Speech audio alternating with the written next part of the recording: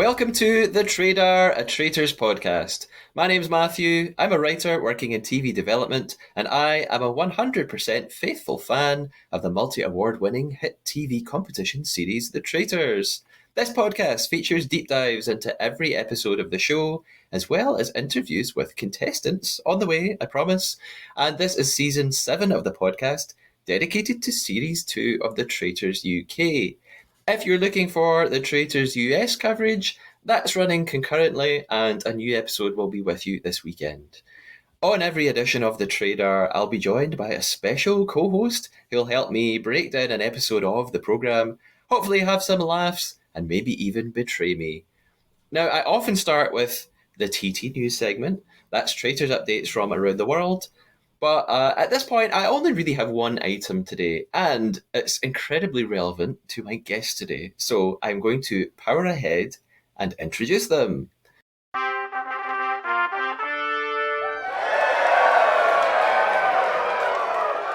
My guest co-host today is Kevin Sherwin. Kevin is an audio describer for TV and the host of one of my favourite podcasts, Things Gay People Like, a pop culture pod that's been running since 2020. He's also, obviously, a Traitors fan, and most importantly, something I will be referencing throughout this episode, a lamb for life. And if you don't know what that means, you will soon. Kevin, welcome to The Trader. How are you? Thank you. Hey, lamb.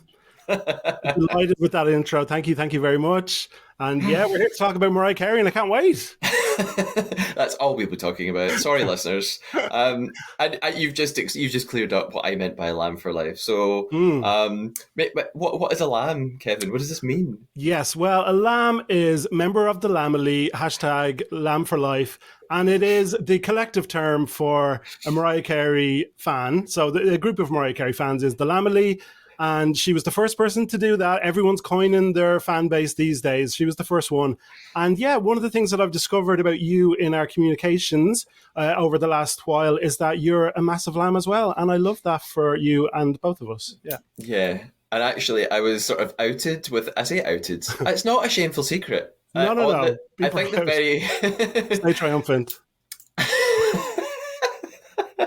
There's going to be a lot of deep cuts references. Anyway, sorry, go on. Many. I think on the very first episode of The Trader, I was co-hosting with my friend Lindsay, and within about 30 seconds, she said something about, "Oh, you're like a massive Mariah Carey fan," and I was like, "Oh, thanks, Lindsay." But I'm owning it now. And also, absolutely. Speaking of like fan names, like lambs and Swifties and stuff, so far online, I haven't seen like a collective name for Traitors fans. Oh, so I need to, like, someone's asked me this before, like, oh, what are you all called? I think it maybe should be something like, you can't just be called faithfuls or so maybe like recruits or something. Recruits is good. Recruits is good. There's definitely potential for a good name there. We'll have to think about it. Yeah, Winklemans. But what about poor Alan and whatever that man in Australia is called? Who I was obsessed with for a very short time in my life. Excuse me, that man is Roger Corser. Yeah, Roger, love him. And he is one of the loves of my life. Now, we'll have to workshop a good name for Traitors fans. So I mentioned, by the way, I may or may not be making about 50 Mariah Carey song title references from here on in. Listen, I have coincidentally planned to pepper in some of her, like, you know, her like ridiculously unnecessarily long words. I have them ready to go. So yeah, you and me both. I can't wait. And there's probably a very obvious reference throughout this episode. About 5 different people keep calling themselves a hero. So it's the perfect episode, actually. Never even thought of that. Never. Well, yeah, and I'm thrilled to be talking about the episode after the best episode ever. So that's brilliant. I'm going to say, I honestly think this episode was better than episode 7, which everyone is claiming is the best episode of TV ever. Okay, amazing. Was so much more involved with this one. Wow. Okay. We'll get there. We'll get there. Now, I did, by the way, listeners, you're going to just have to indulge the Mariah thing for this one episode, okay? Go with it, darling. I said that I was skipping the TT News section, but that had one item I wanted to share.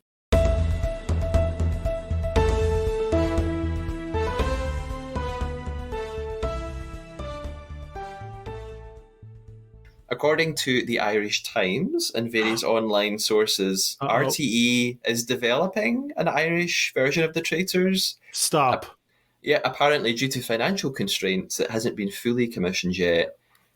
Kevin, how would you feel about an Irish Traitors? Well, this is the first I'm hearing of this, and I am enraptured by this news because yeah, obviously BBC is the BBC and it has a remit to cover all parts of the UK. So like Republic of Ireland, not going to get a look in there in terms of people on the show. And I understand that and that's fine. Although actually there was an Irish person on series 1, but like she lives in the UK, I guess, right? I can't remember her name. Anyway, so I've often been like, oh, I wish, why is there no Irish people on it? Well, no more Irish people than there are. And so for there to be an Irish one, yeah, very, very exciting. Should I say I work at RTE? Yeah, sure. I work at RTE. So no, I haven't heard about this. So I suppose I would be ineligible to compete given that. So that's a shame, but very, very enthusiastic about it. Yeah, amazing. Brilliant. Yeah, We have lovely castles here as well. exactly. Yeah. Beautiful scenery. I think it would Yeah. work perfectly. I saw people online saying, "Oh my God, Diane should be the host," and I'm like, "Well, she's Northern Irish. Can you think of an Irish host who would maybe fit the? I know I'm Oh. putting you on the spot a little bit here. Well, yes. Okay. So the first person that comes to mind is somebody who I think would kind of replicate the Alan Cumming energy. And that's a guy called Brendan Courtney. I don't know if you know him, but he's pretty high profile here. He's gay, he's fun, he's camp. I think he could bring all that energy to it, and people really like him. So yeah, Brendan Courtney for me would be my knee jerk pick. But we have a lot of good hosts. I'm Yeah. googling Brendan as we speak. Okay, just basically, I mean, purely from looking at his image, I support this. Yeah. Okay. Cool. No, he's really good, and he's really fun. I think he could bring the archness and the campness. Yeah, I like him. Big fan. And although you just said maybe you'd be ineligible to take part, if you Hmm. were to play the traitors, would you rather be a traitor or a faithful? Yeah, so I've thought about that a little bit, and I, as a person, very, very, and this is making myself out to be some kind of angel, but like, I find it really, really hard to lie and to lie consistently. It doesn't do my soul any good. And so I tend to avoid having to do that whenever possible. And so therefore, I could only be a faithful. I just think being a traitor would be so stressful, and to some personality types, including some I know, I think they'd really enjoy the deception and the shenanigans, and that's great. And they're like made to be traitors, and that's brilliant. Like I'm thinking of, not to, can we talk about the US series in this, or are we? You can talk about, as long as we don't spoil like who's Yeah, yeah, been yeah. murdered or anything. Yeah. No spoilers. Like in the first episode, Dan from Big Brother was Yeah, like, "I only want to do this and be a traitor." Like that's the reason I'm here. So there yeah. are people who are like raring to go, dying for it. I would be a faithful 100%. Yeah. Okay. Oh my god, that's such a cliche, isn't it? 100% faithful. Like, they say that 10 times in an episode, but I couldn't be a traitor now. It's also a Mariah song. 100%. 100%. Yes, it is. Love that. Love A that. very That's a underrated, huge call. by the way. I Ooh. love that song, and I don't think it gets much attention. No, God no. So, there we go. It's already like our third reference or something. Yeah. Now, before I introduce the big game we're going to be playing, Kevin, I want to Mm. get you just told me actually that you think you probably wouldn't be a great liar. However, maybe somewhere in your past, now I will preface this by saying some listeners might be like, "Why have you only asked one other guest this, Matthew?" I only do this little segment with people who've never been on the podcast before. So Aha. if someone's been on and you think, "Why didn't Matthew ask them about their biggest betrayal?" You have to go back and listen to the very first time they appeared on the show. But Kevin, since this is your debut, what is your biggest betrayal? And this could be the funniest, silliest, wildest, most shocking, ridiculous fib you ever told. Yeah, so there was one thing that sprung to mind with this, and it may seem very, very low stakes, but if you just put yourself in the situation, I think you will realize the full horror of it. So I was in college. Well, it's not college. Actually, in the UK, college is like A levels, right? I was after that. I was doing my degree, right? And so it was at the end of first year, one of the guys in the group, who I knew pretty well and I liked, he emailed me over the summer, like, "Hey, Kevin, how are you? Hope your summer's going well. This is what I'm up to. What are you up to? Looking forward to getting back to the course and see you soon." Okay. And I like the guy. And I'm lazy, whatever, thoughtless, whatever. And I didn't reply. And so we got back into second year and he came up to me and he was like, "Oh, hey, just chatting. He was like, I emailed you over the summer. Did you not get my email?" And I was like, "No." That's so weird. Like, there must be something wrong.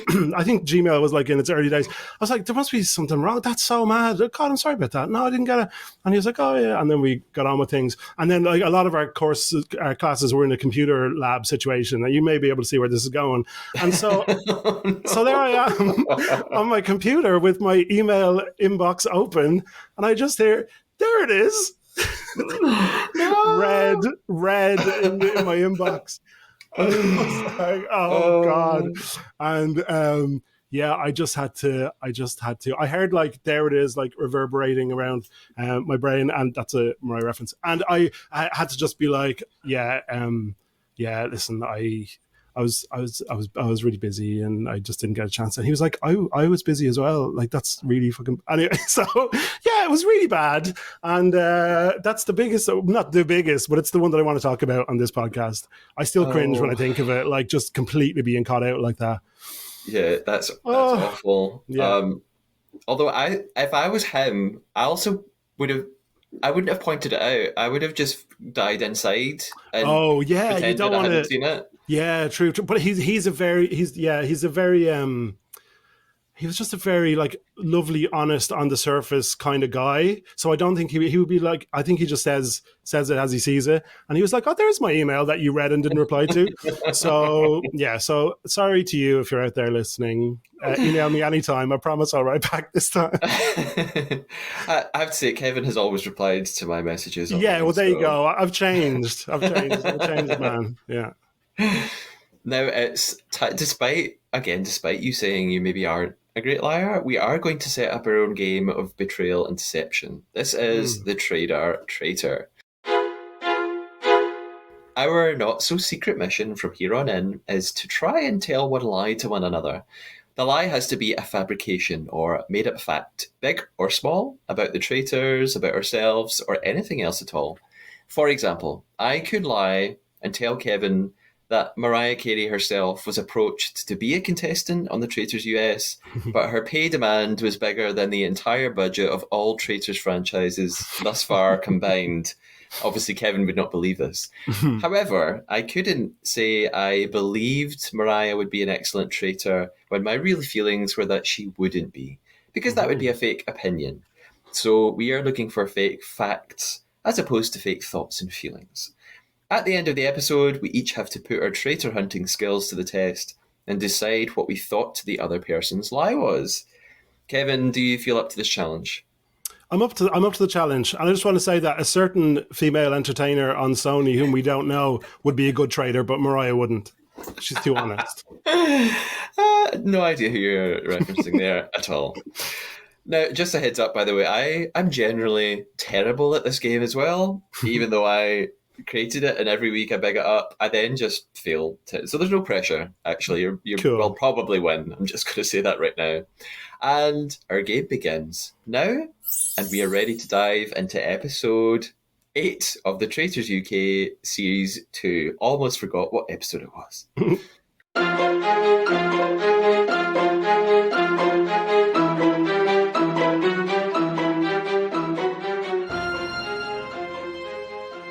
So we start off with our recap then, and we're reminded that in the previous episode, Diane was murdered in the most epic manner ever.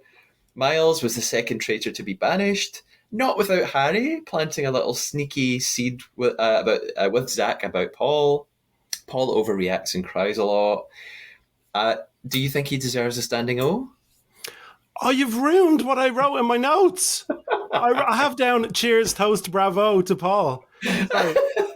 Sorry. Sorry. What are you asking? Does Paul deserve a standing out for his performance? Yes. Yeah. Do you know what? I think in the face of everything that was being thrown at him over the past, several episodes, I think he's been very, very good at, trying to be nonchalant about it and just really just going with it and actually putting on the persona that he needed to do.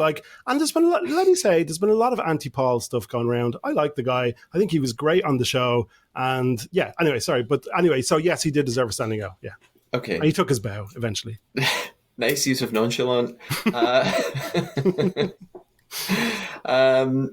I mean, why are you so obsessed with Paul? I don't know, but at the end of the last episode, the traitors decided that they would either recruit Andrew, Jasmine, Zach, or Ross. We start this episode then still in Traitors Tower, and Harry reiterates that they want to recruit someone as a shield, not a literal shield in the game, but as a sort of metaphorical shield, someone that they can bring on board and then get rid of if they need to, a scapegoat. We then cut to I don't know what to call, I just call it the envelope room, the room where everybody gets their envelope. Oh, yeah. And the person who comes in for the recruitment is Andrew. Which I did not see this coming. Like, who did you think they were going to pick? Well, I wanted Ross to carry on the legacy of Diana. Yeah. I just thought that was going to be that made sense to me. I guess they picked Andrew for reasons that felt right for them. One of the things about this show is the machinations that they go through in terms of the decision making. I kind of just go along with and accept because it's quite complicated in my head when I try to reason out why they're doing whatever it is they're doing. And it was the first time. Now I haven't seen all the iterations, but it was the first time where I felt like I had seen them bringing on somebody just to kind of toss them overboard at a later date, which I thought was interesting because up to this point, and no spoilers for other seasons, but I had been under the impression that actually being a late stage recruited traitor was kind of the best position you could be in because you've gone through this whole process or up to now being very trustworthy and people thinking, oh yeah, faithful. But now that there's this added element of actually, yeah, you're here, but like you're not really part of this. Like you're here to protect us and for us to be able to like deflect our stuff onto you when the time comes. What was the question? So I don't know why they picked Andrew, but I guess it was for that reason. And bless him, he didn't know what to do. You're right that generally, I think being a late stage recruit is a really great thing if you've been chosen for the reason that they think you will be a great part of the team. Yeah. In other versions I've seen from other countries, this has very explicitly been done. I won't use names because I don't want to spoil things, but Traitors New Zealand, there's this blatant example of someone brought on to be thrown under the bus. They kind of know that. They come to Traitors Tower and say, did you just recruit me to get rid of me? And the traitors go, no. The next episode, that person is gone. Yeah. So Wow. sometimes they are very brutal.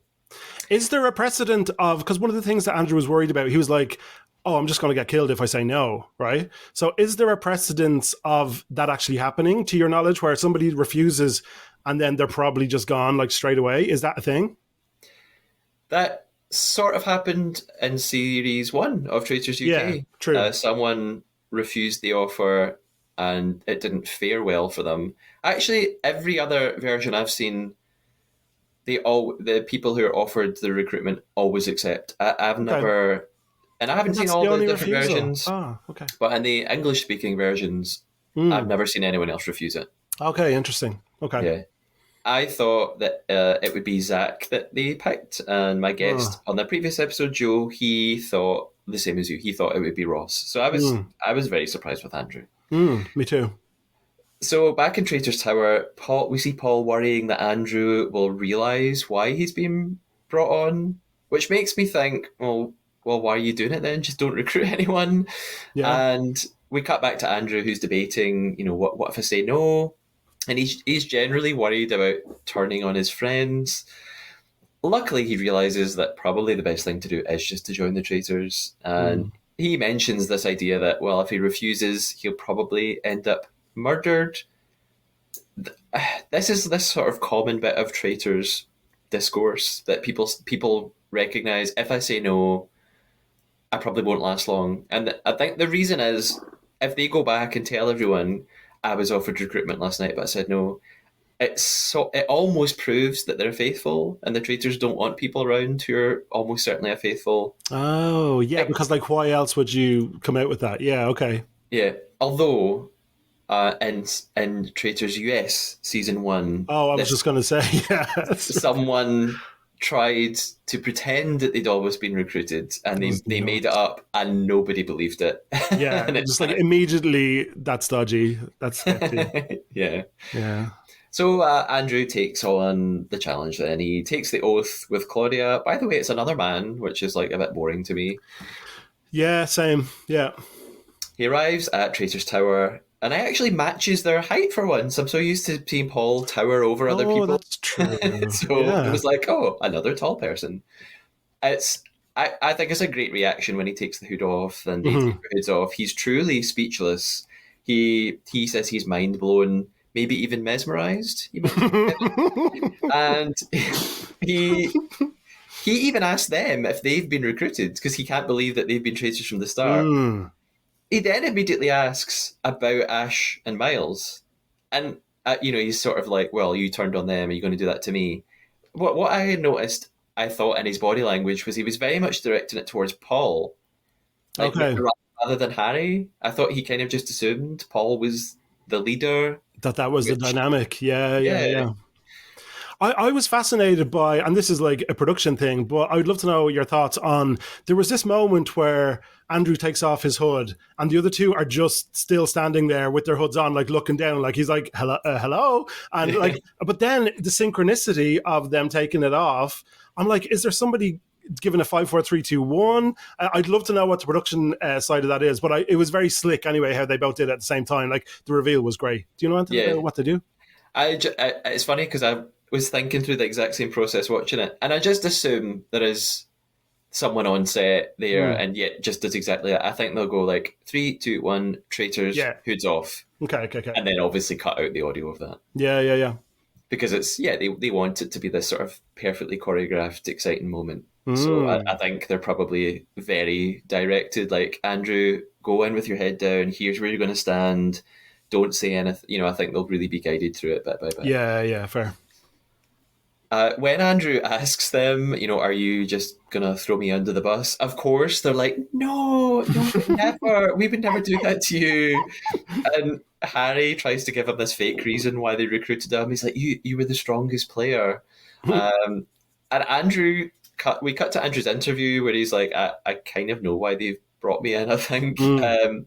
And I'm quite glad, like, back in the tower, he says it very blatantly. He's like, I don't trust you guys. I think you're going to turn on me. I don't know what's about to happen. Mm. So I'm quite happy that he's not immediately like, yeah, guys, we are a team. Like, he's Yeah. and I don't know if he's going to do a great job of being a traitor, but Oh, I don't think so. No. at least he's quite honest with them straight away and realizes this might not be good news for him. So Yeah. I have to give him props for that. Harry then also immediately thinks they've made a massive cock up. So in his interview, he's like, oh shit, maybe we shouldn't have done that. Mm. And I guess that's a drawback of being a traitor who backstabs fellow traitors. That from here on in, if you recruit, you've kind of got a bad reputation for yourself. So he's painted himself into a corner here. Who knows? Yeah, it's interesting because again going back to the ones that I have seen, there was always this sense of the traders we're together, we're looking out for each other, and with this series, like that's not really there. Like there's a whole little inter-traitor tension and betrayal happening, which makes it more fun to watch for sure.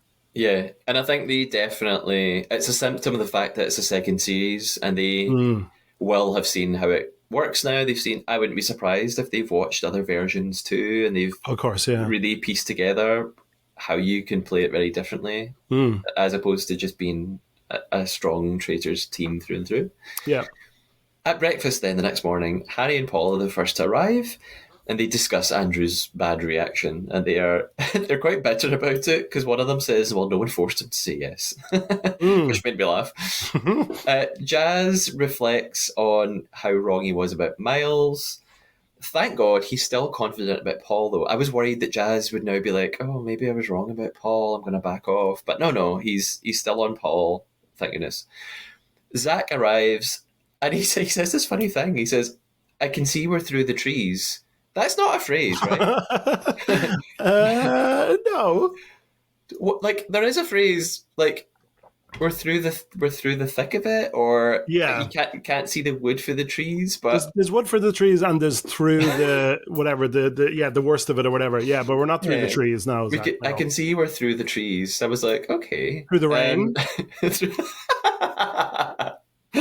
through the rain. I can make it through the rain. Paul arrives and has to act. Sorry, not Paul. Andrew arrives and he has to act for the first time. This is his first day being a traitor in front of other people. His arms are fucking huge, by the way. Like, Yeah, I'm often caught off guard by them. Yeah.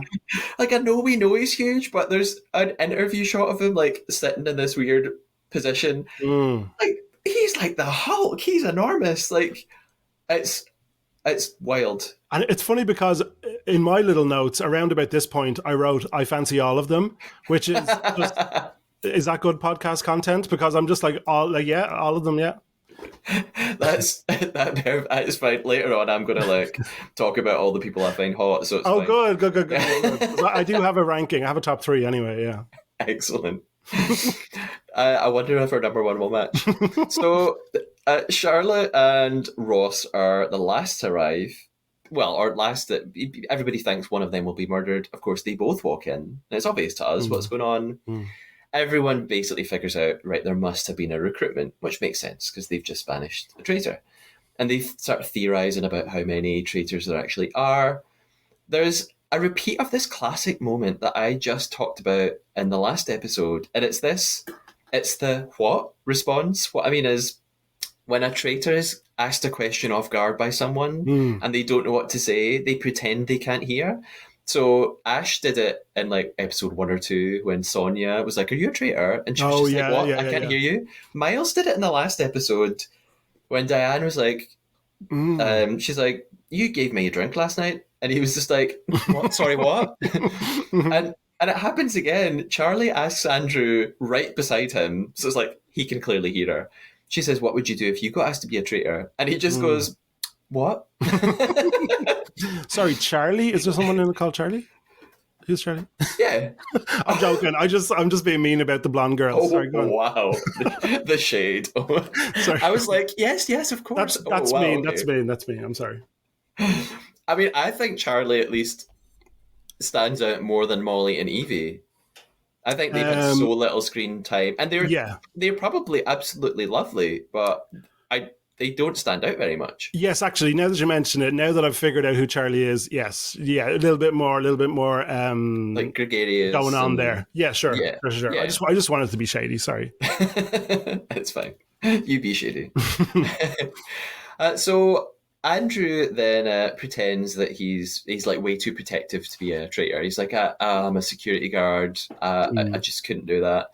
And it just makes me really laugh how people treat this game as some sort of genuine read on their personalities. Now, that's not the same. Earlier you said, I just don't think I'd be good at lying, so I don't think I could be a traitor. But when people are like, I couldn't be a traitor because I'm a good person, I like, calm down. Like, we're not, it's just a game. Like, it doesn't mean anything about you as a human being.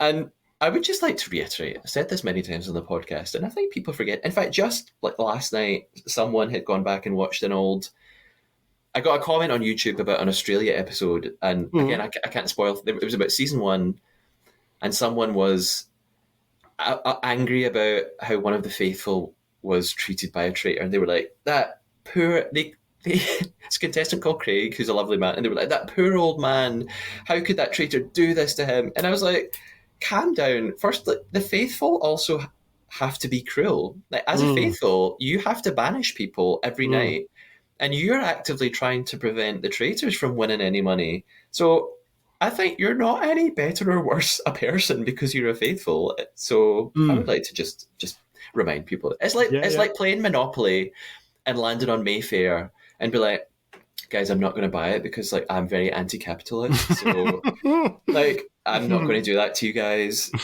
You're in a game. You do what you need to do to win. Yeah, absolutely, absolutely. So Claudia arrives at breakfast and she won't tell them exactly what's happened overnight. She asks someone to throw her a muffin, which feels like there's like weirdly sexual to me. And Yeah, yeah. the mission is clearly something to do with aiming at things. Mm. So we see some discussions around the house. Ross is outside. That's also a Mariah reference, by the way. Fangirl. He's fangirling over Paul. He's like, "Oh my Paul, you're just like so amazing," and I can't watch it. Uh, Yeah. Jazz and Zach are having some more whispering in the kitchen, and again, thank God they both still affirm that they do think Paul is a traitor, Mm. and they've kind of realised that tete-a-tete last night at the banishment table between Paul and Miles was really strange, so they think it was two traitors going at one another, which it Mm. was. Mm-hmm. Evie arrives in the kitchen and smartly realizes that the traitors have probably recruited someone who already had suspicions on them, which is true, actually. And the three of them then, actually, Charlie arrives at that point, and they theorize about Charlotte being the new recruit, and I really don't know why, because I don't think Charlotte's been under that much suspicion. Yeah, that was odd. Yeah. There's then a scene outside in the garden. Jasmine is coming for Zach because she says, well, he says things with such confidence. He's always 100% certain about things, and it makes me feel like he might be a traitor. Molly is also quite suspicious about Paul, and Ross is still like, no, Paul is an angel from heaven. He isn't. And we all know sometimes angels cry, Kevin. They sure do. They sure do. Uh, Jasmine then suggests that Jazz might be a traitor, and I'm like, take those words out of your mouth, Jasmine, because I will not have anyone coming for the trade of the season. I don't know if you know this, Kevin, but I've recently fallen in love with the hashtag beautiful jazz. And I won't have you coming between us. You might say that we belong together. There's. Thank God you found him. Sorry, go on. He's like a dream lover to me. Does Jazz rate in your list of handsome people? Yeah, so Jazz is very much, well, I need to back off now, clearly, but because Well. you've claimed him. But Jazz is right up there in my top two, but I don't think he's number one. So you can claim Jazz. That's fine. Well, he's lovely man, lovely to look at, and just very easy to support because he's so sincere, and some of his reads are really on point, and he's really stuck with Paul. And it's like, listen to Jazz, everyone, can we please? Yeah. I'm glad you're not going to try and steal him and be a heartbreaker. So no, of course not. There's a whole garden chat amongst just about everybody's there. Charlotte's trying to talk, and Zach does what he does best. He just constantly interrupts. It's infuriating to watch. GTFO Zach. And Zach then in his interview thinks that putting Charlotte under pressure was a good idea for some reason. I don't really know why. But then, again, like he says, he will be coming for Paul tonight. So at this point in the episode, I have no idea what way it's going to go. I'm like, are Zach and Jazz really going to go for Paul? Or are they going to now go for Charlotte? Or like, I can't read what is going to happen. Yeah, and I wonder sometimes. I think it's obviously the show is like so well edited, that's clear. But I also wonder sometimes, are there cases like, for example, with Johnny or someone where it's like, oh, it's so obviously going to be that person that we have to make some kind of, oh, well, it could be this person, could be that person. And then it's a complete, walkover in the end. So it's very well put together in that sense for you to be like, I don't know where this is going to go. And of course, that's the magic of, putting the program together. But yeah, it's well done in that sense. Yeah, absolutely. We're moving on to the mission then. Ross does, they're in the cars. I think Ross does a Diane impression, obviously perfectly, because, it's his mum. He's saying something like Diane, he's saying Diane would be saying right now, go get them traitors. And Paul, like me, does a terrible impression, and I'm just like, shut up, Paul. And then they all, at this really funny moment that's now all over social media, they talk about Diane feeling like their mum, and Ross does his cheeky little wink to the camera. I clapped at this moment on my own in my house. I was just like, yes! It was brilliant. It was so good, and I think it's like, I think it will go down as one of the definitive moments of the series. I think just fair play to him. Like, it was so fun, so funny. Yeah, just perfect. Yeah. It's church time now, and it looks like it's the same church from series 1 where they did a mission. It might not be, but I'm guessing it looks like the same kind of place. There is, well, what I wrote in my notes was that there's a crossbow and some glass panes, of course. And now I know it was not a crossbow. Well, it's the thing that everyone knows this word, right? I was like, do people know this word? Obviously. Yeah, go on. Firstly, how the hell did they get permission to do this in a church? Like, Fair. It seems like it could really go wrong. Although I guess the arrow actually isn't like that powerful, maybe. But yeah. This mission has been used a couple of times in the Australian version. They're basically trying to eliminate people whose names they're trying to eliminate people who they don't want to get the shield, so that whoever's left with their name and a glass pane will win the shield. There is £7,000 available, but every time they miss, £100 will be deducted. Zach goes first because Centre Parks, and then immediately flops. And it's he says it's because it's a ballista, not a crossbow. Like some shades to production there. Like, don't you know what this is? Also, I'm just gonna, the fact that he knows what a ballista is, it gives me like school shooter energy. And I'm not saying I'm not. Maybe I should cut that out. It is a joke. Don't come for Zach online. But it creeps me out. So here we go with the mission. Harry eliminates Jasmine. Andrew aims for Harry and hits Ross, which really made me laugh. I would like if they just had to get rid. I'm going to put in a pitch for series 3. Get rid of the glass panes. Just shoot each other. I would just like them. I think they should just bow and arrow each other. Make full on Hunger Games. Just raise the stakes. I have to say, there was something about Harry aiming and hitting all of his panes that I found very appealing. It was just like, men who can like do things is always a plus for me. It's always an attractive feature, like any kind of skill. Anyway. Does that mean Harry is your number 1 on your list? No, I think that'd be too creepy, I think. So I put him at number 3 on my list. What? Why creepy? Because he's 22 years old? Yeah. Okay. Yeah. Come on now. Well, we can talk off air about stuff to do with that. But anyway, so for podcast purposes, no, he's not my number 1. But like, he's lovely, cute guy and very, very charming. And I think we might get onto it later, but like, is very good in his interviews at doing, treacherous things, but being really likable with it. And so, I love that for him. Yeah. Not everybody has that. So, yeah. So many people will be like, why are they laughing? But some people will be like, I picked that up. Yeah. And those people are the best people. Like you said, Harry eliminates Jasmine. He's really good at this. I've already said that. They're generally, other than they're all kind of missing the targets, and I wonder what happens if they just run through all of the money, and if there are still several panes left, who gets the shield? Do they just cancel it? They're like, you've utterly failed this mission. No one gets anything. Yeah, I was glad they did. At one point, they did like, I think on the second round, they did like a bit of a montage, because I was like, we're doing this again. Like I thought it was over after the first round. Like, we're all going again like this, to go from the previous episode, which I think, and you may have talked about this, but like kind of solved the problem that everyone knows, if they're honest with themselves, about the missions being kind of irrelevant and like, look at your phone, whatever. Like that whole thing in the previous episode felt so relevant to everything and so engaging. Whereas this, to go back then to just, everyone try and do this thing, was a bit of a step down on a mission level for me. So I was ready for like, let's wrap this up. Let's go. Yeah.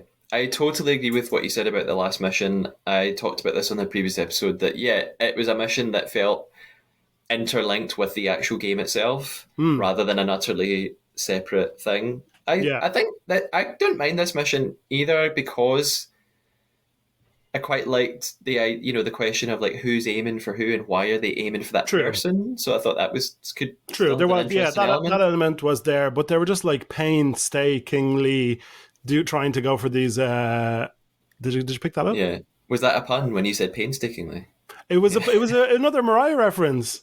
Glitter. Want you? I think it's want you. Anyway, sorry everyone. I thought you were just making a pane of glass pun, but Painstaking. well Oh, done. pain. P-A-N-E. Yeah, that too. Yeah. It was two pronged. Yeah, you're right. They just sort of do a montage. We see lots of them missing, and then they start to get the hang of it. Paul starts aiming at Jazz in a very obvious display of traitorousness, in my honest opinion. Mm-hmm. Harry hits Paul, which I thought was quite interesting. Charlie hits Harry. We end up at a stage where it's down to either Molly or Charlie. Molly gets quite emotional about this for some reason, which I, I didn't really know why she was. I know I get it. Like, oh, if I get the shield, I get to stay in one more. But too much. And It's not like, well, it is life or death in a sense, but like she's not going anyway. Like it's fine. Like whatever. yeah, and for some reason they all universally just seem to decide to target Charlie. I don't know if it's because like she didn't cry about it. So in the end, Evie hits Charlie's name in the glass, and Molly wins the shield. After the mission, then, we're back in the cars for a couple of significant moments, actually. Jazz, Harry, Molly, and Evie discuss Charlie and Paul. Lots of names here, I'm sorry. And Evie suggests that Paul is trying to be a hero. So now she is doing the Mariah references for us. Yep. The other car is hilarious. Jasmine, to me anyway, Jasmine, Ross, Paul, and Charlotte are in this other Jeep. And Jasmine asks how they feel about Harry saying he felt like everybody was going for him in the mission. They were all trying to get his name. And Paul jumps on it and he's immediately like, yeah, that was weird. And I was like, oh my God, Paul's coming for Harry. But then Ross defends him and Paul's like, oh no, yeah. Which, first of all, it just made me laugh. But also this moment ends up being really significant as the episode goes on. So we arrive back at the house. Paul says to Andrew, like, see, from here on in, it's just me feeling sick and I was having palpitations watching the episode. About Paul Jazz. says about everything that is to come, like, Okay. yeah. So Paul says to Andrew, I think everyone's going for Jazz tonight. So I was just screaming. Yeah. Like, I was like, no, not my Jazz. Yeah. This is bringing on the heartbreak when they come for my Jazz.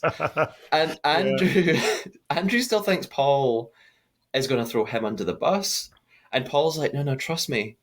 So Andrew's like thinking, that's a no-no. So Zach and Paul have a chat in the corridor. Zach openly admits he is going for Paul, but he also says he might be looking at Jazz. And I'm like, please just be saying this and don't mean it. Like, I felt ill. Yeah.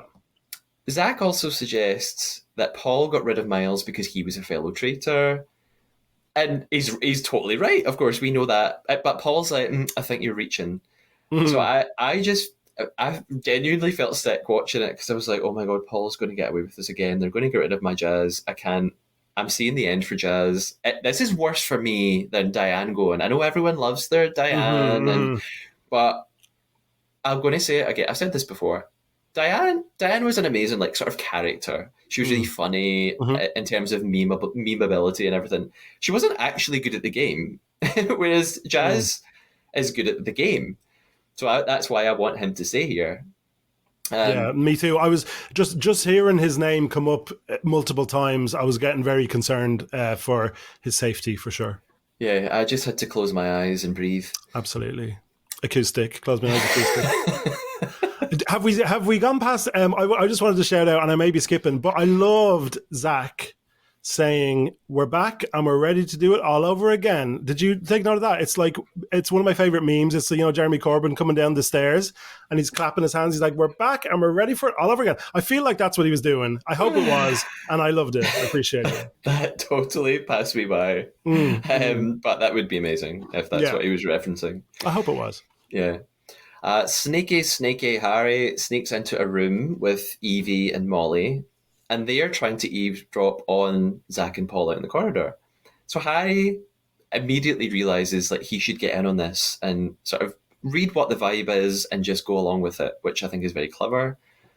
Paul has another terrifying moment in one of his interviews, like terrifying to me personally, where he insists everyone's going for Jazz tonight, and he's like maybe like, and then tomorrow we'll just murder Zach. So we'll see. And he's got his hands clasped, zero emotion on his face. I'm like, I'm actually scared of you. It's he was just such good casting, I think. Like for he invokes a lot of the emotions that I think are necessary or that are like engaging. Everyone needs a hate figure as well. For him, from like the first episode, saying, "How would you describe yourself?" and he was like cruel. Like whether he really means that or not, I just think he did a really good job. Yeah. Charlotte, Harry, Andrew, and Evie are having a chat. Charlotte brings up what Paul said in the car about Harry, although she really gets it wrong. She claims, "Oh, Paul was talking about you. Paul was saying he was talking about everyone targeting you." And actually, Paul didn't bring it up. Jasmine brought it up in the car, and Paul just went along with it. But Harry hears this and is utterly shook. He's one of the shook ones. He then springs into action and immediately starts explaining why Paul would actually be a great traitor. And I'm like fist bumping at this point. I'm like fist bumping myself because I'm like, yes, Harry's going to go in for Paul. Yeah. And Andrew's sitting there like a deer in the headlights. He just like doesn't know what to do at this point. And because he's realizing how much Harry and Paul are willing to do anything to defend themselves in the game. And he is just brand new to this. Yeah, and his depth. Yeah. So he makes his way to the round table in complete confusion. So it's time for the round table. Here we go. I just want to say at this point, I made a little note that just please, I've said this on the podcast before, please don't DM me with spoilers because I don't watch the episodes live perfectly. Like I do watch it on the night, but I'm not watching at 9 o'clock. So sometimes people send me messages that might spoil stuff. So like I'm either catching up later or when I take notes, I pause every 10 seconds. So I'm usually behind. Like I didn't watch this episode till just after midnight last night. So I just didn't even look. I just put my phone away and didn't look. But I'm just putting it out there for everyone. Don't assume I've seen it straight away. Give a few hours grace. Yeah. I shouldn't look at my phone, so I didn't last night. But so we're at the round table, and I already know that this is going to be a really significant one either way. Here we go around again. I think if another faithful goes, the traitors have a massive advantage now. So we're sorry, here we go around again. It was just too good. I can't just let it go. Sorry, go on. That was the best one yet. We're getting into the last quarter of the series, really. Almost home. We're almost home. And Claudia comes in. She says that they have to look each other in the eyes and say, "I am a faithful." I think we saw this before on the first series. It generally doesn't really prove anything. Like anyone can lie. Yeah, I didn't get much out of that at all. And the show and Claudia were building it up to be some like big moment. Like, and it was just like everyone just said those words and that was it. Okay, cool.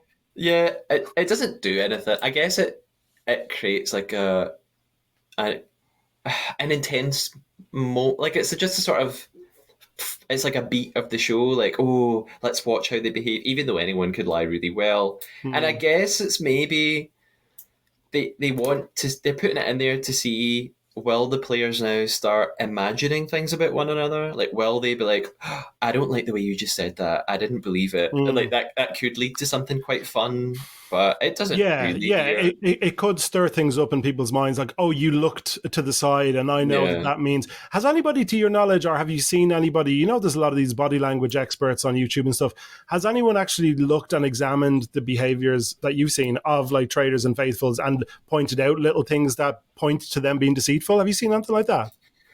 No, not that I've seen. Go on.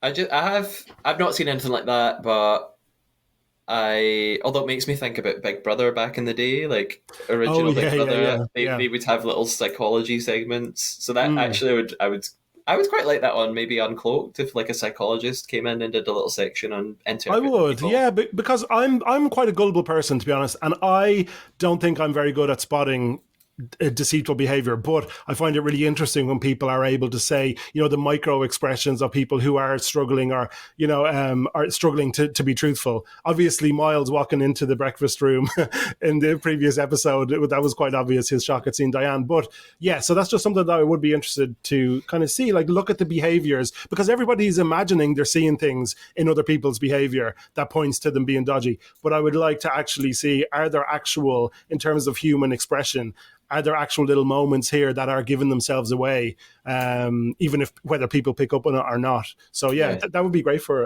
Uncloaked for sure. Yeah.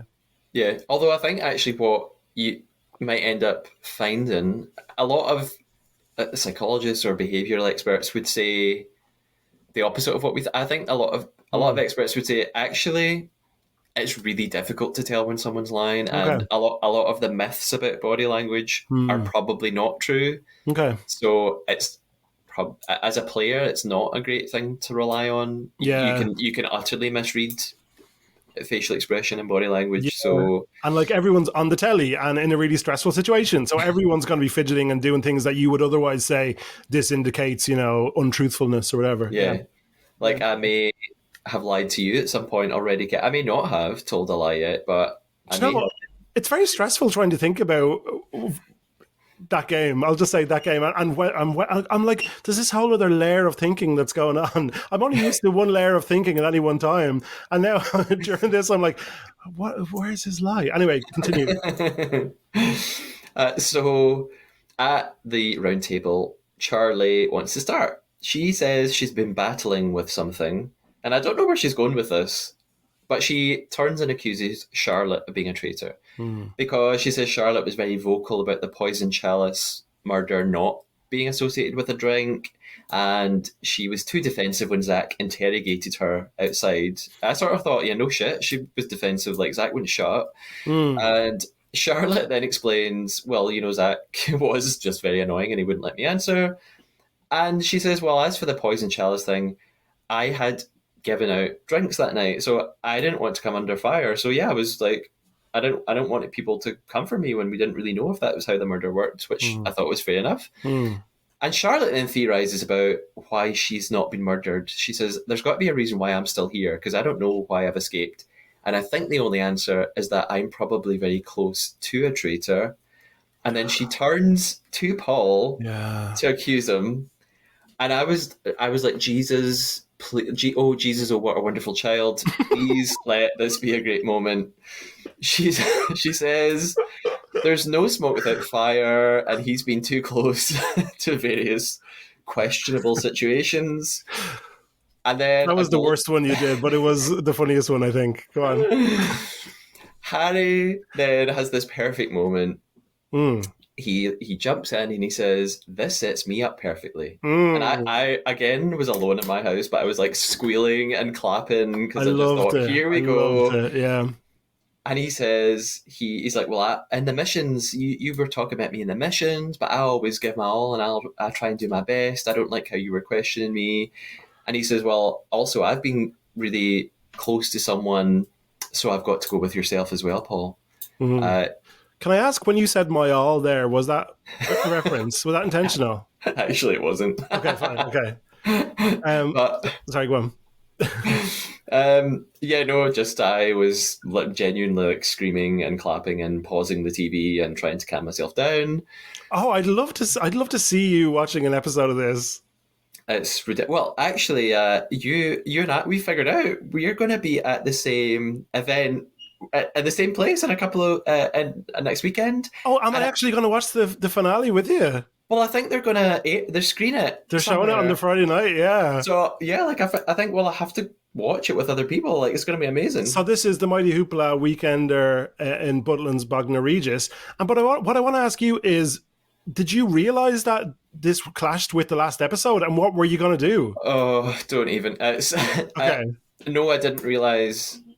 And I had booked the Mighty Hoopla thing a while back. Like my friends got tickets and arranged it all. And then when I saw the schedule for Traitors, Yeah. and I realised the finale was on the Friday night when it was going to be like down south. I was like, oh my god, this is the so.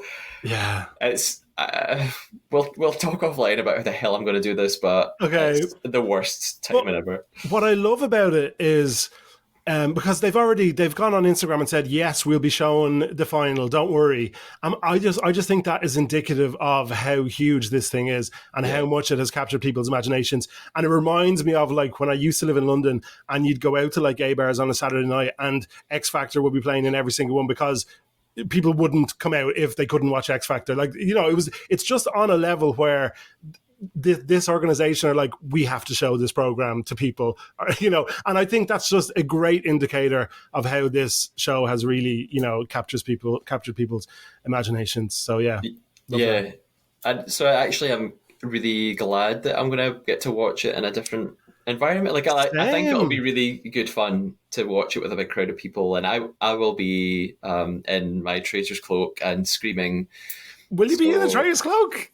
Oh yeah, amazing! Yeah. I'm going to be whether I'm near you or wherever I am in relation to you. I'm definitely going to be keeping an eye on you just to see how you're reacting. But I feel like it could end up being like, you know, that one of those memes on, you know, Twitter where everyone's watching something in a bar. It's football, I guess, but at a certain point they're all like jumping up and down and cheering. I think it could have a similar kind of energy at Mighty Hoopla Weekender. So yeah. On the one hand, I'd kind of like to watch it just, you know, and not have people talking everywhere. But ultimately, I think it's going to be a really fun way to see how it all shakes out. And yeah, looking forward to it. Yeah, if people are like all talking over it and not listening, I will be furious and I will be leaving. But okay. Oh, wow. Okay. Oh, I definitely want to see a tantrum as well from you. So I just, whatever you're doing, I want to see it. I'll storm out with my cape. But yeah, it's I agree. It seems to have captured so many people. And last night, the episode 8, it looks like it had like 4.4 million viewers on BBC One, and it was the most watched show of the night live. Yep. So it's doing incredible things. Yeah, which is obviously good for me and the podcast. Yeah. So another number 1 debut for sure. It's not a debut. That was silly. I appreciated it. Harry then continues on his sort of Paul mission, and he says Paul overcompensates whenever he's accused. He's also the biggest personality everywhere else in the house, but not so much at the round table, and that's strange. He goes back to the dungeon situation. Why weren't you murdered? You were the obvious choice. He's like, just one after the other, like bang, bang, bang. Like it's shots fired. It's epic. Although I do question, and I'll come back to this later, maybe it's a bit too much. Maybe he didn't need to go that far, and that might was a problem. There are several clips of Paul in his interview sort of interspersed here, and I think, I'm going to put this out there, I think it gives away what's about to happen. Go on. Just the way that Paul's talking, and I thought this a way back with Ash in episode like 3 and 4. I thought that the clips they chose of Ash in her interview ruined for me that she wasn't going to get banished when we thought she was. It was at the time. Okay. So I thought the way that Paul was talking and the clips they used gave me the impression he had just been banished and he was like gutted about it. Because I can't remember what he says, but he's like, he says like, Harry, wow, Harry, I didn't see that coming. He's amazing. And I thought you wouldn't have said that if you'd survived. So yes, kind of. Yeah, and that's definitely a common thing in reality shows, especially the ones where it's a competition element, but then they also have the recaps. You can sometimes tell in like I watch Big Brother US and Canada and stuff, and sometimes you can tell like when almost somebody's been crying and has literally wiped it away, and then it's like, I hope I win this competition or whatever, and it's like, this has clearly not gone well for you. So yeah, those kinds of little tells are a shame if you have the presence of mind to pick up on them. I don't possess that, so I was just like, didn't pick up on it at all. But obviously, yeah, it gave you a little hint. Yeah, so I mean, it didn't prevent me from having like needing a defibrillator. Yeah. It brought the heart rate down a bit for sure. I'm sure. Jeez, so Paul like mildly defends himself, and he's like, "Well, that comment in the car was like a really fleeting moment. I don't know why you're making a big deal of it." And he says it was Jasmine that brought that up, which is actually true. Then Ross tries to defend Paul, and I'm like, "Shut up, Ross!" I know. And Saint Jazz comes in on a white horse. It's Gandalf in Lord of the Rings: The Two Towers at the Battle of Helm's Deep. I hope that's the right reference. Sure. And Molly also jumps in with my exact explanation from last week. She says, Paul, you were really fixated on Diane's infamous final words and you treated them as if they were a fact, even though Diane didn't actually know who'd murdered her and she was just speculating. So I was really glad that Molly raised this point. Mm-hmm. Ross steps in again and he's like, Paul, I don't think you are a traitor. I feel it in my bones. If you're a traitor, you're one of the best actors I've ever seen. I'm like, Ross, you are in a family with, like, your brother's an actor. Like, shut up. Mm-hmm. And then, this is where I thought it was all going to get hideously wrong. Zach pipes up and starts asking Jazz, why didn't you vote against Miles last week? And Jasmine joins in, and so does Andrew. And Andrew's like, yeah, why did you randomly vote for me out from nowhere last time? And Zach saying, look, Jazz, I really don't want to vote for you, but, you know, and I honestly had my head in my hands. The show is actually not good for my health. It is shaving years off my life. I can't handle the stress of it. Yeah. Well, I love that you're that invested and involved in it, and it's bringing you through all the roller coaster of emotions. I was kind of just lying in my bed, just like watching it, going, "Oh yeah, I'll talk about that tomorrow." I was genuinely screaming in my house. And is that for this show, or is that something like? Is there lots of, like, if it's a scary film, are you like shrieking? Are you like laughing your head off at a comedy? I feel like I just look at things and then when it's over and I go, okay, cool. It's how did you react when you saw glitter? That's what I'm asking. Sorry, no, and you can answer the question properly. No, it's quite unique to this. I'm not that excited about most. Maybe like when I was watching Big Brother and there were evictions, I would like clap and get excited. But no, Traitors has me so gripped. I mean, that's essentially why. In fact, it's exactly why I wanted to do a podcast on it. When I was watching the first series last year, and then when I watched Traitors Australia, I had this visceral reaction to it that I thought I need to talk to people about this. I'm obsessed, and then it took off from there.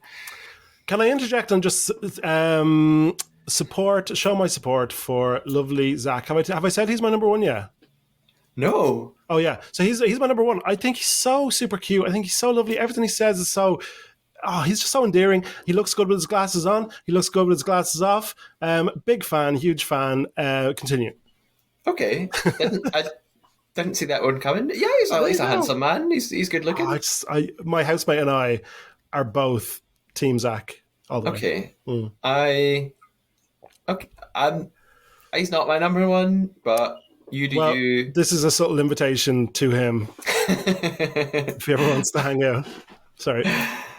I find him really frustrating because he interrupts people sometimes, and so I just get annoyed by him. But he's a handsome man. Okay. Ross jumps in on Jazz too at this point, and Jazz is trying to defend himself. And I really thought, oh my god, this is a sinking ship. This is hideous. And then Jazz does something that I worried from here on in is not going to be good. He attacks Evie and Molly because he says, well, you were really open about Paul earlier, but now that we're here at the round table, you're not speaking up so much. And everyone has this horrified reaction. Yeah, I loved it. They're like, oh my god, Jazz, where's that coming from? And they all think he's trying to deflect because he's a traitor and I want to be sick. And I wondered at this point, so Claudia has said in one or two interviews in the sort of run up to the show that she says there was a round table where she was shaking. Yes. It was so intense. And I wondered maybe this is the one. I don't know. I think it might be still to come. Isn't that fun? By the end, I thought, oh, okay, why would she be shaking after this? But yeah. Well, I thought it was weird. Did you see Paul's tweet recently where he was like, wait till you see what happens next? And now he's gone. Like, what was he talking about? I think he was just I think he was just playing the promoting and whatever, begging it up, trying to ham it up, get people interested. So I guess that was quite fun that he did that. It's time for the votes. Then let's go through them. Paul starts, and it's they they start in a different order every night, and the producers obviously figure out what would make the most exciting turn of votes. So as soon Okay, yeah. as Claudia's like, Paul, you're going to go first, I was already like calculating in my head, like, oh my god, why have they picked him first? Like, who does that Really? mean's going to go? Wait, who's going? Like, I was trying to Oh, like do the wow. maths, Yeah. but I was so stressed out, I couldn't. So Paul votes for Jazz, obviously. Charlie's next and votes for Jazz. Then it's And Jazz. Oh and yeah, then we have a bloody vote count. Can I mention that the vote count is too early? Claudia, we know. We know there's been 4 votes and 2 for one person, 2 for the next person. Leave it a few more. Sorry, go on. I, Claudia can do whatever she wants. Okay, To be okay, honest, okay, so okay. I don't know if you watch Survivor UK. No, I can't deal with what's his name who Joel. hosts it. Yeah, I can't deal with him. Yeah, Joel. When they did their voting tribal council, they call it. He would literally like he would pick out a vote and be like, 1 vote for Kevin, and then the next vote, 1 vote for Matthew, and then he would recap. He'd be like, that's 1 for Kevin, Okay, all 1 right. for Matthew. It was Yeah. ridiculous. Oh god, no thanks. So Jazz is next and votes for Paul, obviously, and he does this thing which I also think is kind of a mistake. Even though I love Jazz, he keeps banging on about how he thinks Paul's recruited Ross, and I'm like, Yeah, Jazz, I was like, you could just leave that bit out. Just don't say that bit. yeah, not the time. Save it, Jazz, please. Yeah. Harry then votes for Paul, and I'm like, oh my god, it's going to happen. Zach votes for Paul, Molly votes for Paul, and I'm like, I just like honestly screaming throughout this, and typing my notes at the same time. Andrew then votes for Jazz, and then I was like, no, God, I just can't. And so it's Paul 4, Jazz 3, super close now. Jasmine is next and votes for Paul. Thank God she said. And the thing is, she says something like, "Oh, when I came in here, I had a name." And I thought she was going to be like, that. Yeah, I had a name, but now I've changed it to Jazz. So I was like, yeah, but with 2 Z's Paul. probably, like most of them. I know. Oh my god, yeah, like the words Jazz. Ross is next, and he goes for Jazz because he's always wrong. And then Evie votes for Paul, and Charlotte, thank God, votes for Paul. My neighbors through the wall, like I was like honestly like out loud, just like properly screaming, and I was like, if they can hear me, they either know A, he's watching the Traitors right now, or B, why is this guy screaming at 1 a.m? Shut up. So yeah, or A and B. Yeah. So Paul, we cut. It's basically we know what's going to happen now. So Paul has received the most votes, and we cut to Paul in his interview again, and he acknowledges how well Harry's playing. Everyone thinks, I've said this already, that everybody thinks that last week's episode was the best episode, and honestly, this for me was so much more intense. Last night's, yeah. So Paul stands up and he says, "This has been the best experience of my life. This moment will stay with me." And then he reveals that he is, in fact, a traitor. They go fucking nuts. Like, they knock over a chair. Even Claudia can't contain herself. Yeah, I loved seeing that. Is that like the biggest reaction like ever to like a traitor reveal? One of the most, especially that moment of Claudia. Like, she normally is pretty contained, but even she just couldn't like believe how wild it was. I have an issue with Claudia. I know we love Claudia, all that, but like, so, I'm not sure about the persona, because Alan Cumming always like arch camp, glint in the eye. Claudia sometimes like super fun and like relatable and lovely sometimes, or personable. Sometimes really like stern. I'm just not sure that I love the consistency there. So that's what I have to say on that. I understand what you mean, but I actually really like that. So I like that 90% of the time she's in like, I'm the host at this castle and this is really intense and you're actually going to die. But I think the fact that she does break sometimes. When she breaks, she breaks. Yeah. I'm really sorry to everyone. Who's just like, what are they laughing at? Yeah, it's just a Mariah thing. I'm sorry. Yeah, when she's not chipped, she's not cracked, or she's shattered.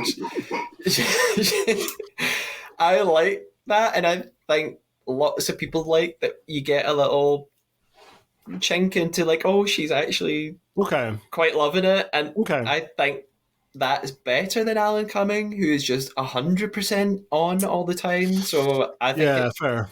is like a sort of Britishy thing or What do you something. I think don't know. Brendan's going to do? But Time will tell. again, I don't really know Brendan, but You've based on seen your, one picture of him. I've seen one picture. You gave a 2 sentence Yeah, description. yeah, It's yeah, going to yeah. be Somewhere in even between. even camper than Yeah, Alan, maybe, possibly. maybe, maybe, maybe.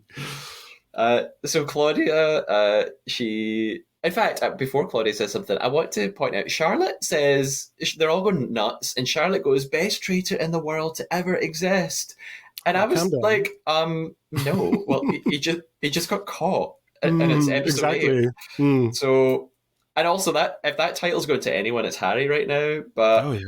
and even Harry in his interview, it says that he's like, "Hey, she said he's the best traitor, but like, what about me?" Mm. And Claudia says to them, "You've done it 2 nights in a row. You've caught a traitor." But a few seconds later, she just goes, "Enjoy this victory while you can." I So know. she's. Yeah, yeah, yeah. So I guess that's what you were talking about. She Can goes I right back. backtrack? Yeah, exactly. Can I backtrack slightly to a fun, sassy moment from Jazz? You know, when Paul said something under his breath and he was like, sorry, did you say something? I was like, Yeah, yes, drag him. Anyway, yeah. yeah. It was very like Mariah and Nikki on American Idol. Like, Very much so. Very much what so. now? Yeah. So they are having celebrations back in other parts of the house. Harry again calls himself a hero. They're all still going Mm. wild.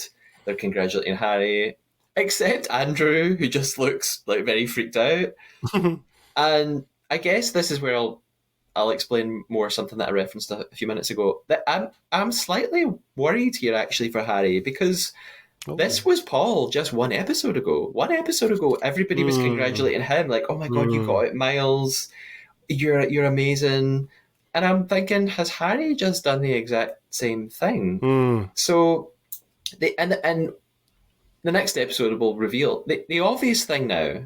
If Harry was a faithful, the obvious thing would be for the traitors to murder him if he was so amazing at finding traitors. But they won't murder him. So, people will be like, "Oh, that's weird that you're still here," and he'll remain there unless So he's banished. so this is exactly when my brain clouds up and I can't process the train of thought there. This happens to me all the time watching the show. So wait, so if he were a faithful or a fateful as he insists on saying, but whatever, he would then be murdered because he's so good at spotting traitors. Yeah, okay, fair. Okay, yes. Got it. Unless the if you yeah, there's so many like layers and level. Mm-hmm. If he was really a faithful and he was really good at catching traitors, the traitors would either just get rid of him because they don't want to be caught, or they'd be like, "No, let's keep him." As a sort of double bluff, like because Mm. then that'll make people think he's the traitor, and we'll get rid of him Yeah, that way. And yeah. it's A there's lot of that stuff. so many ways to play the game, which I think is what lends itself to like this could run for series and series, and every time it would work differently. Do you So think? yeah, Yeah, okay. I wonder about it. At the longevity, I will say, because by series 4 or 5, I would have thought there might be a sense of we've seen this, we've seen the permutations, we know how this could go. But as obviously you're saying, maybe not. Yeah. yeah. I mean, I could be wrong, but Mm. I just obviously I'm biased because I love the show. I think if they add in enough little changes every series, that there's I think there's so much fuel in the tank to keep this. Yeah. And the fact that it got like 4 million viewers last night, that whether or not anyone thinks it's going to run it, the BBC will just recommission this. Like they'll Oh just be God, yeah, like, yeah, yeah, yeah, big figures, it's coming back. yeah. I mean, Keep it going, keep it going. they've see. I've mentioned this before, so this is not my lie, but Series 3 was already recommissioned before the series had even aired. Uh huh. So that's how confident they are about it. Isn't it mad though that in Australia it kind of flopped, didn't it? Yeah, it Mm. looks like it's done. It's cancelled. Mm-hmm. It's and I love those Australian seasons. So Yeah, I only saw the first one, but I really enjoyed it. yeah, And US is popping off, right? It's doing really well for Peacock or whatever. Yeah, okay, that's good. yeah, yeah. So Jazz and Ross have this moment where they're chatting alone, and Jazz is saying, "Well, how the hell can I trust you now? Because you were trying to get everyone to pile on me." And Ross is kind of trying to apologise. I think Ross realises he's probably screwed in the game now. Harry and Andrew have a secret little moment in the corridor, and they. By the way, thank God they subtitled this moment, because what the actual fuck is Andrew saying? This is not me being like anti-Welsh. It's anti-mumble. Like, he speaks so fast and so unclearly, and I don't know how Harry understands him. Right, yeah, So they subtitle this moment. Basically, Andrew's paranoid that Jazz is going to come for him, and Harry tries to reassure him, and he utters the dreaded "trust me" phrase, which I wouldn't believe anyone who ever said that to me in this game. So Harry then is already in another room, like work in the room to turn them on either Ross or Jazz. Then it's midnight. Claudia talks to us, and she tells us that the traitors had the choice to seduce a new recruit again already. Do you think that's like a RuPaul, let's film all my video bits, all my she done already done had hers is in one go? Is that just her, right, what's the next one? What am I saying for the next one? Like, after it's all filmed, she just stands in front of the castle and says all that stuff? That's the sense I get. I've wondered this, and it would make most sense. In terms of production. I don't know why you would keep her around every night to do it. So just do a little link, a 10-second link. So they probably film it all in one go, I would guess. Yeah. At Traitors Tower, then, for the end of the episode, to me it felt very awkward, because now it's just Harry and Andrew. Harry says he had to go for Paul, and Andrew looks like he's just totally not convinced, and he's like, he doesn't say very much. He just goes, like, fair play. Harry explains, well, he knew that Paul wasn't trustworthy, and he's trying to convince Andrew, look, I've got your back. Now I can defend you if anyone comes for you, because everybody thinks I'm a hero. And then a hero comes along, and Andrew looks less than convinced by all of this. They decide that tonight they shouldn't recruit again. They're just going to murder, which I agree is the best thing to do. I mean, at some point, they're going to have to recruit again, or get one of them get rid of the other, because they can't both make it all the way to the end. With the faithful know that there must be at least one traitor left, so they're going to keep trying to find someone till the bitter end. Yeah, do you think finding two traitors like in a row has the production side going, oh god, what do we do here? Like, if this continues, or because I do wonder about those kinds of things, like what do they? Well, I guess they would be forced to recruit or whatever if they were in danger of depleting to that extent. I don't think production care. There's different ways that they could end the game, so I don't think this will bother them. I think it's the traitors who need to be worried about this now. But in terms of the actual gameplay, they'll either recruit next week or the week after, or they'll do what they did in series 1, and they'll force a traitor to recruit somebody. Yeah. I loved when Harry said Zach's too silly to be a traitor. Like, that's such a drag. It's just like, silly is such a dismissing word. Anyway, I enjoyed that. And were you upset because you love Zach? No, but I like how silly he is. He's cute. Like, he's so cute and silly. Yeah, absolutely. Yeah. Yeah, I wouldn't use the word silly to describe him, but I'm not going to read on your man. So it's weird. They have this discussion about who they're not going to murder. They don't usually show us this. They talk about Jazz, and they're like, well, he's got no persuade. Like, nobody trusts him now. He has no persuasion, so he's not really a threat to us. They talk about Charlotte. They say that apparently she's very loud and strong, and that no one challenges her. I didn't see her that way, but they know her better than we do. They think that they think she might look suspicious now, which is a good thing for them. They talk about Ross, and they're like, well, he's condemned himself. He's probably going to get banished, so we don't really need to do much about that.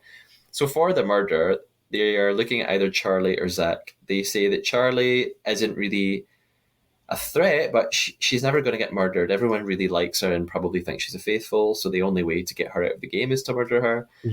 And Zach, everybody thinks... They say everyone thinks he's a faithful at the minute. I guess because he just got out Paul. But I mean, across the series, Zach's come under fire an awful lot, so I still Mm. think people don't completely trust him.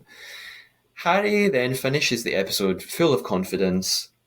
He says in his interview, if Andrew comes for me, I'll just put him 6 feet under. I've done it Mm. 3 times before. And it's a wrap on episode 8.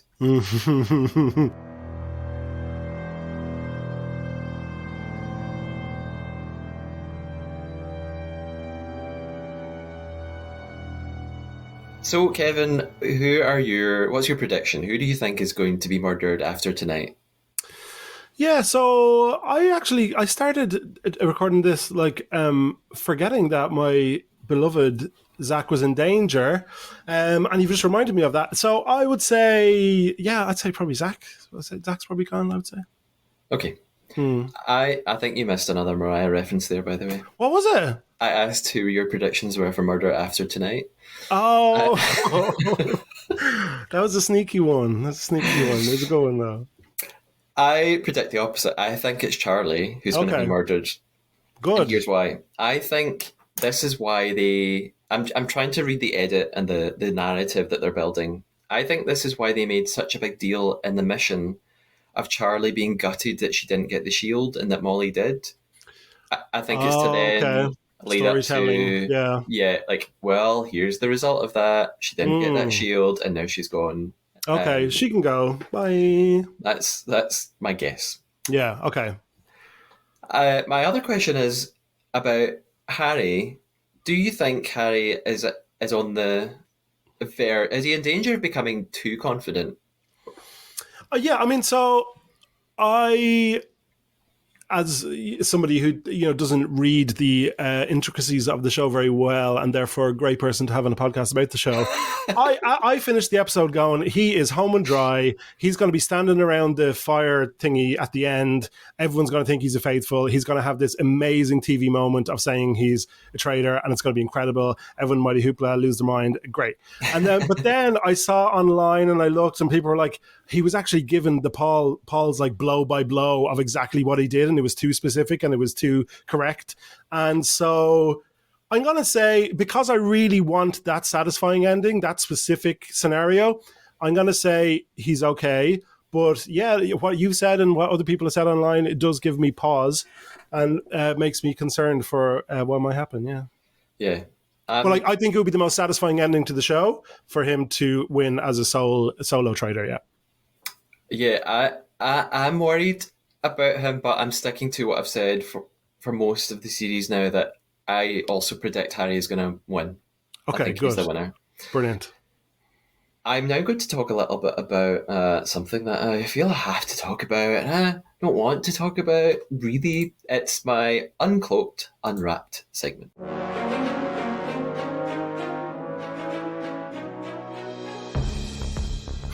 This is where I, for 60 seconds, maybe I could do this in 30 seconds. No, I'll do 60 seconds. I will talk about what happened in the most recent episode of the official Traitors podcast, Uncloaked. Here we go. The guests are Nish Kumar and Clara Amfo, and Season 1 legend Wilf. Nish openly says he doesn't want to meet Paul and thinks he is an actual killer. Ed makes everyone say they're faithful and then reads the traitors in the show for how they performed. They recap Paul's reveal on the show, and I've now seen this clip about 5,000 times on social media. I think this is the BAFTA reel clip. Nish suggests Paul doesn't even have a son and actually is a serial killer. They discuss Paul's downfall and generally all feel sorry for the new recruit Andrew. Ed says it's unfathomable, which is a bit OTT.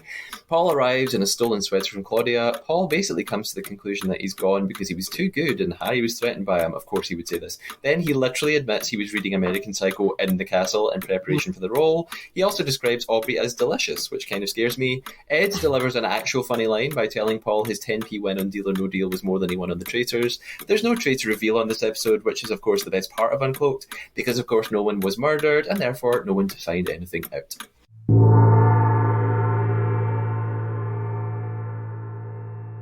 And that's all I've got. That was the first Uncloaked I've ever watched, and yeah, so I had seen clips of it, obviously, of the reveal, and obviously hadn't thought that there wouldn't be one this time. So I guess so this was like, usually that's like the best bit of it, right? And then there was none in this. I found it weird to be watching a podcast. Is it an actual podcast that you can download as well? You can watch the TV version and you Uh-huh. can listen to it, and in the audio version, there is an extra 15 minutes of chat. And I'm going Okay. to be totally honest, I CBA listened to the extra 15 minutes. Okay, fair enough, fair enough. I think I don't know. I like that it's beating Love Island in the ratings. I think that's cool. So yeah, I don't know that I'll be watching it every night and stuff, but like it was interesting to see. Yeah, Yeah. nice to I see get, Will like you again. said, the little reveals of people finding out the truth is the most fun part. And I think Hmm. this, if you see that online, that's probably all you really need. Yeah, yeah, yeah. Unless you love a contestant and you want to see them be interviewed and like But like, Diane or something. So well, like just hearing some people who think very highly of their own opinions talking inanely about an episode of The Traitors for however long. Who wants that? like me, is that a read? No, no, no. That was it was a read of us both, but yeah. No, no, no, no, no. Yeah, I'll check out one or two episodes, I guess. Oh yeah, look out for the clips on or Twitter just more so. or just listen to my like 60-second recaps. That's Well, really all you need. yes, exactly. Yeah.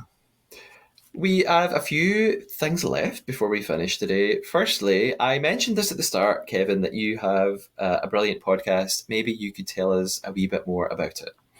Yeah, so my podcast is called Things Gay People Like, and it is about things gay people like. And so basically, every episode I get somebody on to talk about something that they like, and that's it. And it's a pop culture thing, like a TV show, film, music, whatever. And it's just I had the idea in lockdown, and I because I didn't have a way of like speaking to my friends really, like we can have a chat or whatever, but I wanted to speak to them kind of more in depth about stuff. And so I get them on, we talk about something that they enjoy, like, and we do a little bit of a news section, we do a little bit of a few other bits, recommend some songs. And so yeah, so like it's been going, oh god, 3 and a bit years. So like I've got like 55 episodes. And that sounds impressive until you think, well, it's been 3.5 years. So I really enjoy making it. I really like it. I'm really lazy. So that's what's going on with me and the podcast. But if anybody wants to have a look, yeah, it's called Things Gay People Like, and there's some reality stuff there. There's some music stuff. There's several Mariah Carey episodes, and yeah, look, it's as you know, I'm sure it's like a labor of love.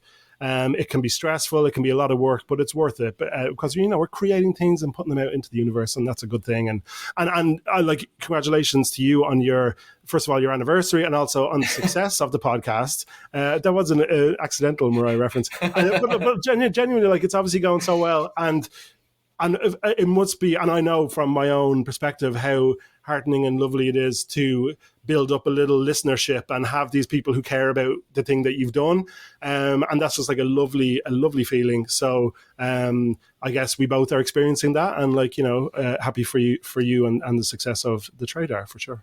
Yeah. Oh, thank you very much. And that's just how I found Kevin, because through his podcast, which is truly one of my favorites. I'm not just saying that because Kevin's here. I love it, and I'm so excited when there's a new episode. So Thank you. top recommendation. And it is very nice when people send a wee message or a DM like, "Oh, It hey, really just is. found your podcast. I Like, really enjoy it. It's so lovely." So genuinely makes my day whenever it happens, and to the person it might seem like a small thing, and I'm just like it kind of bowls me over every time. And you've been so lovely, and so like engaged with all the stuff on Instagram, and I just think it's great that we have kind of connected in this way, two lambs, two L for L's, and then we're going to meet next weekend. yeah, Unless you avoid me all weekend, but I'll be looking for you. I'll be changing my number.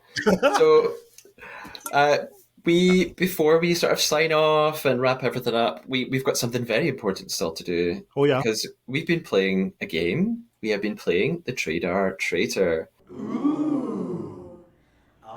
Ah. Throughout this episode, our secret, not so secret mission, as I say, was to sneak in a lie to one another and deceive the other person. Mm-hmm. Kevin, have you told me a lie today? Yeah. Did you think I hadn't? No, I just always ask everyone. Okay. Yeah. Although you did say at the start you were like not you didn't think you were a good liar. No, I had a Okay. couple of lies in mind that I didn't get a chance to say. Anyway, sorry. Go on. I've also lied to you. No, I know what you lied about. Oh no. Maybe I don't, but I'm confident. Okay. Oh. Oh man, So now I'm doubting myself. I I'll guess yours first, Go on. and then you can guess mine. Okay. I have three options. Okay. Um, and one of them I can't read my own handwriting. Oh, right, no, I do know what it says. So I'll tell you what the three are. You don't need to say anything, and then Okay. I'll tell you the one that I'm going to go for. Okay. You said that in the mission Harry hit every single glass pane that he went for, and I wondered if that wasn't true, and that actually sometimes he missed. You said that you watched Big Brother US and Canada, and I wondered if that wasn't true. My third guess is that when we had a little break, you, which obviously I've edited out now, you maybe weren't really off to the loo, and you just said that to me. And I'm only guessing that because when I've recorded and I've said like, oh, I need to go pee, Mm. people have been like, oh my god, was that your lie that you went to? And it never is. But I'm like, maybe Kevin has done that on me. I'm gonna go for the middle one, and that I guess you. And I know you did an episode of your podcast about Big Brother, so you probably mentioned this in it. But was your lie that you don't watch Big Brother US and Canada? That would have been a really good one, but no, that was legit. Oh. So what happened was, and I wouldn't lie in like what I thought would be like an unaired portion of the podcast, because I would hope you wouldn't put me saying I'm going for a wee in the podcast. But, and then what was the first one again? Because that was wrong too. Oh, it was about Harry not hitting the Oh target. yeah, maybe I did just get that wrong, to be honest. So that was like an innocent one. So what happened was I panicked because I had got to the end of the. Do I tell you now? Yeah. Yeah, You can tell. I'd got to the end and I hadn't done my lie. I hadn't done a lie yet. So when I was talking to the podcast, I said there's been like 55 episodes, and I just recently hit number 40, the Mariah part 4. So if you were that much of a fan, you'd know. How many episodes have you had? Like 40 Like 40? main ones plus a few specials, about 45, yeah. So like it's not a great lie. I just panicked, yeah. Actually, because I was looking, for some reason I was on your podcast earlier. I think I was Give trying it to 5 look, stars? obviously, and I was looking for something, I don't know, like, I think I was looking for your surname or something, and Oh yeah. and I noticed how many episodes there were, but then I didn't retain that information, so. Mm-hmm. So actually, when you said you're not a good liar at the start, maybe you would be an amazing traitor. Maybe I would. Maybe I You've would. absolutely failed me. Do you have any idea what I lied to you about? Yeah, I don't think you're going to be wearing a cloak in a Mighty Hoopla for the finale. If you are, I love that you're doing that. But I'm just like, he's not doing that. I'll cut out some seconds of dead time for the podcast, but Kevin GSG, wait. Oh, God.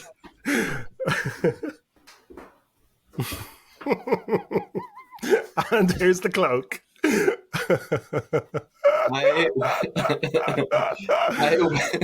I will be wearing this. I mean, I love it. I mean, apart from the fact that it's traitors, I'm sort of doubling up because we have to wear costumes on the Saturday that are musical themed. Yeah, we do. So I had this cloak anyway, and I thought, well, this could just be part of a musical costume. So Okay. I think I've already told you what it is. It's green. This is a green cloak. So I just bought loads of green stuff, and I'm going to be an Emerald City citizen from Wicked. One short day. One short day in the mighty Hoopla. I love it. I love it. I'm going to be Stephanie Zanoni from Grease 2. Keep an eye out for Stephanie. So obviously I flopped in with my guess. That was your glitter era. Although I'm sorry, Mariah, if you're listening. My lie was I was very sneaky, as Diane would say. I did not watch last night's episode after midnight, and I was up at 1 a.m. I watched it before that, so I should have known you wouldn't leave it that long. Okay. I mean, that's utterly not that uncommon, but okay. I watched it. You got me. Reference. Boy, I need you. So just wanted to make that. I mean, there was no context to that. It just felt like I had to say a little charmy reference. Before we really do finish, then a few last things. Mm-hmm. Again, there's a mini competition on the BBC website for you can make your Traitors predictions, and Oh yeah. there's a sort of Trader mini comp that you can join. I'm going to update people on the running order. So right now, Kevin, unless this is you, Kevin. Kevin McStrav is in first place. Uh-huh. I'm down to second. Well, I was already in second place, but now the lead is a lot different. Rachel's in third, and then we've got about 37 people all joined in and playing. I think some people have joined but never played because they have 0 points. So either they're terrible at this or they just haven't made any predictions. Oh, okay. I want to do another wee thank you to a couple of people who've donated on the coffee page. So that's ko-fi.com/Matthew Keeley if you're enjoying the podcast and you feel like you want to help me pay for the various things I need to pay for to keep it going. So an anonymous supporter, so I don't know their name, but they sent in a little donation. That was really nice. And then somebody called Jill. Jill sent in some money just today, I think, maybe this morning. So that was absolutely, it's lovely. Really, really appreciate it. Thank you very, very much. Traitors US, the episode 4 recap will be with you within 48 hours of this. I'll be with David Bloomberg again, and actually a third guest. We're going to have someone else on the podcast with us, actually a returning guest co-host to the Trader, so I'm really excited to speak to that person again. As always, it would be great if you left any reviews or you just subscribed on whatever platform you're using. Again, I use one called Castbox, and you can leave comments on podcasts there. So if anyone wanted to put in a wee comment on Castbox, that would be really cool. And you can just send questions or thoughts about the episode. Sometimes people send their questions for David and I to discuss, and we always like getting those and having a chat about them. You can keep up on social media on Instagram, TikTok, and YouTube at The Trader Podcast, or on X at The Trader Pod. And you can email me at thetraderpodcast@gmail.com. Kevin, thank you so much for joining me. I hope you have had a nice time today talking about the Traitors. It's been so fun. And as a parting remark, is this my last bit? This is your last moment to shine. As a parting remark, I want to say that no matter what happens in this series of the Traitors, I hope they all remain friends and that at least one of them falls asleep on Jasmine's sofa. Not many people are going to know what the fuck that was, but you enjoyed it and I'm glad. That is the perfect crossover. Well done. Cheers, toast, bravo to you. Yes. And everyone, please subscribe to Things Gay People Like podcast, because there will be, you don't have to be gay, there will be at least 10 episodes on people or films or TV shows that you love and you'll want to listen to. So that's, thank you. And Matthew's coming on in the future as well. So yeah, feel free to follow. And you can follow us at Gay People Pod. Am I allowed to say that? Oh, yeah, of course. On Instagram. Yeah. Cool. Excellent. Until next time, keep us on your Trader.